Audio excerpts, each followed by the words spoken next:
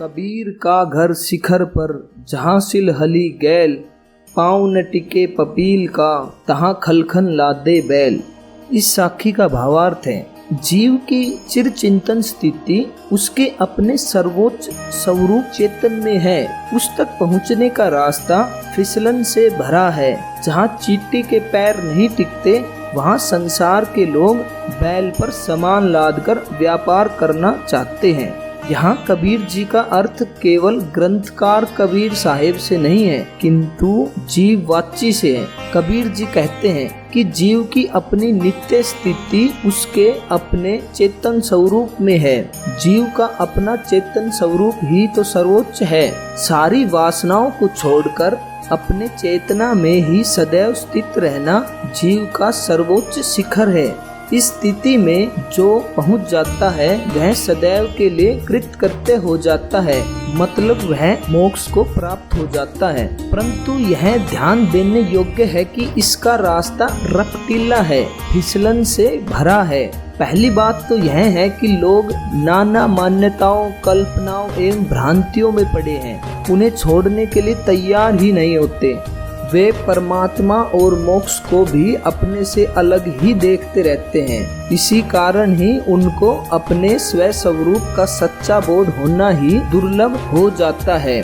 दूसरी बात है विषय वासनाओं का त्याग। अच्छी संगत और दृढ़ पुरुषार्थ के बिना मन एकदम निर्विषय नहीं होता। साधना में निरंतरता और सावधानी की बहुत आवश्यकता है। वस्तुतः सावधानी ही साधना है। थोड़ा सा असावधान हुए तो विषयों का चिंतन अडिग हो सकता है। अतः इसी कारण स्वरूप स्थिति का मार्ग फिसलन से भरा है। परंतु इन बातों को सुनकर घबराने की बात नहीं है। खतरों को न बताया जाए तो सावधानी आएगी कैसे। वस्तुतः स्वरूप स्थिति का रास्ता तो स्वच्छ है, उसमें फिसलन तो है ही नहीं। फिसलन तो विषय वासनाओं का रास्ता है। जिसने मन, वाणी और कर्मों से विषय वासनाओं का त्याग कर दिया, उसके जीवन में स्वरूप स्थिति का मधु है, अमृत है। या व्यक्ति ठीक से समझकर विषयों से सावधान हो जाए और स्वरूप ज्ञान तथा स्वरूप परिस्थितियों के मार्ग पर चलने लगे तो कृतार्थ हो जाए, अर्थात अपने लक्ष्य में सफल हो जाए।